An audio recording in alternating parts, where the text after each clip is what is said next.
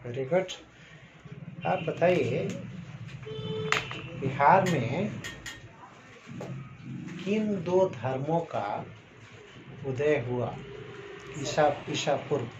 बौद्ध धर्म पहला और एक सर दूसरा जैन धर्म। और दोनों के लिए एक सर्किट है, जी सर। बौद्ध सर्किट और जैन सर्किट। जी। आप जैन सर्किट के प्रमुख स्थानों के बारे में बताएं। और सर जैन धर्म से प्रमुख सर्किट जहाँ तक मुझे याद आ रहा है, ये भागलपुर में भी है और सर वैशाली, और सर इसके बाद सर मुझे याद राजगीर के पास कोई जगह? पावापुरी। श्योर है आप? Yes sir. क्या क्या प्रसिद्धि है पावापुर जगह की? पावापुरी में सर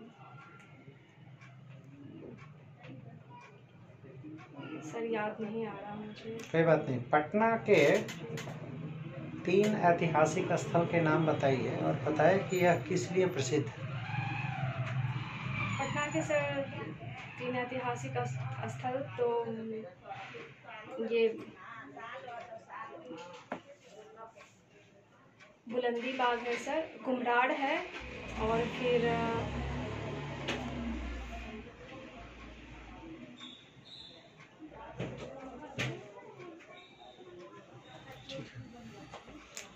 धर्म के आधार पे बताइए।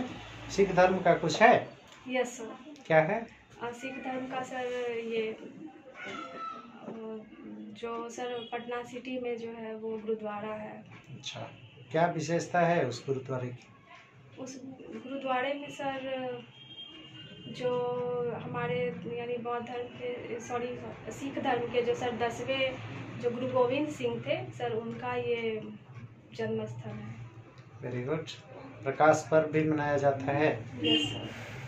चलिए ठीक है सर। ये बोला जाता है कि हिस्ट्री रिपीट्स इटसेल्फ, इसका क्या, इसके पीछे क्या फिलॉसफी क्या है? इसके पीछे फिलॉसफी सर इतिहास, क्योंकि कुछ भी सर एक घटना अगर घटित होती है तो इसके बाद सर उसके समाप्ति के बाद सर पुनः कोई दूसरा घटना होता है। जैसे एक वंश का पतन होता है तो दूसरा वंश उदय होता है। अच्छा, कोई एग्जाम्पल इतिहास में उठाइए तो। सर जैसे कि बहुत से ऐसे वंश हुए सर, कि जैसे कि मैं प्राचीन की बात करूं तो अगर नंद वंश का सर पतन हुआ तो फिर ये मौर्य वंश का उदय हुआ। आपका जो हिस्ट्री सब्जेक्ट है वो आप ग्रेजुएशन में क्या लिया था आपने? हिस्ट्री ही था आपका। किस ढंग से प्रशासन में सहयोग करेगा आपको? सर प्रशासन में इतिहास का सर मुझे लगता है कि जैसे प्रशासक जैसे अशोक थे तो उन्होंने सर जैसे प्रजावत्सल सिद्धांत दिया था, और साथ ही ऐसे शासक सर जो महत्वपूर्ण हुए इतिहास में, जिन्होंने कि सर धर्मनिरपेक्ष होकर के काम किया, और साथ ही सर जिन्होंने योजनाओं का बेहतर क्रियान्वयन किया तो वे सफल हुए। तो उस रूप से सर मैं अभी उनसे मतलब सहायता लेकर के, उनसे सीख लेकर के अपनी जो भी अभी सरकार की योजना है उनको सर मैं बेहतर ढंग से करने की कोशिश करूँगी। बिहार में जो प्राचीन काल के जो शासक रहे हैं, 3 शासक का नाम बताइए जो सफल रहे हैं। अशोक, चंद्रगुप्त द्वितीय, और इसके बाद सर समुद्रगुप्त। अशोक और मौर्य में क्या फर्क था? प्रशासनिक व्यवस्था में क्या बेसिक फर्क?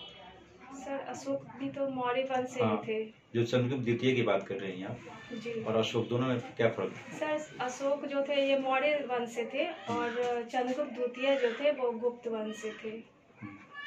क्या फर्क था दोनों में? सर फर्क यही, अशोक ने जो था साम्राज्य बहुत ही बृहद सर इन्होंने विस्तार किया। इन्होंने जो प्रजावत्सल यानी सिद्धांत दिया और बहुत सारे सर कल्याणकारी काम किए, और साथ ही सर इन्होंने जो अपने इतिहास का जो अभिलेखों का जो इन्होंने अभिलेख के माध्यम से जो मतलब भारत में सर अभिलेख लिखने की जो परंपरा चली तो अशोक के समय से ही चली। मैं प्रशासनिक पूछ रहा हूँ। प्रशासनिक ये था कि प्रशासन में अशोक के समय सर 27 प्रकार के सर अध्यक्ष थे, तीर्थ थे, अलग अलग सर विभाग बनाए गए थे अलग अलग तरह से मतलब काम करने के लिए।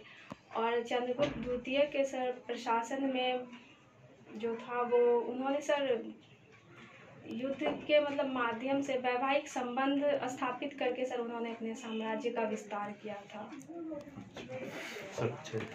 ये 1929 में पूर्ण स्वराज का प्रस्ताव पारित हुआ।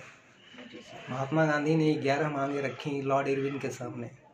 उसमें पूर्ण स्वराज की मांग क्यों नहीं रखी, जबकि 1 साल पहले ही वो प्रस्ताव पारित हो चुका था कांग्रेस के द्वारा। लेकिन इतनी बड़ी मांग को उन्होंने क्यों नहीं रखा है 11 मांग में? फिर से सर क्वेश्चन नहीं समझा। 1929 में एक प्रस्ताव पारित हुआ कांग्रेस अधिवेशन में, लाहौर में जो हुआ था, जिसमें पूर्ण स्वराज का प्रस्ताव पारित हुआ, यानी पूर्ण स्वतंत्रता से कम कुछ भी नहीं चाहिए। जी जब ये 11 मांग रखी जी सर, लॉर्ड इरविन के सामने, ब्रिटिश गवर्नमेंट के सामने, तो उसमें ये मांग नहीं थी। और उसके बाद फिर सविनय अवज्ञा आंदोलन शुरू हुआ। तो ये मांग क्यों नहीं रखी उन्होंने, जबकि ये प्रस्ताव पारित हो चुका था और सबसे बड़ी मांग थी। सर पूर्ण स्वराज तो उन्होंने मांगा था 1929 के अधिवेशन में जो वो बार बार डोमिनियन स्टेट्स की बात कर रहे हैं।